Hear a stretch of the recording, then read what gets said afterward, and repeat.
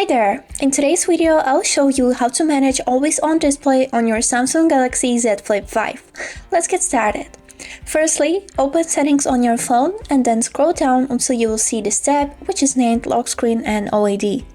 Click on it and here you can see this always on display tab which is enabled.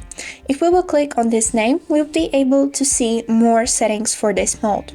For example, if you would like to show music information or not. If you want to disable or enable this function, simply click on this slider. Then, if we will click on this When to Show tab, you can choose when you want to show your screen. For example, if you will choose always, your screen will work always until you will disable this function. Second option is tap to show. When you will tap on your screen, it will light up. Third option is as scheduled. You can set a schedule from when and until 2 your screen will be showing your time and your lock screen. And the last option that we can see right here is for new notifications. Every time that you will get a new notification, your screen will light up. To save the changes, simply click on this arrow right here, and that's it. Now you know how to manage always on display on your Samsung Galaxy Z Flip 5.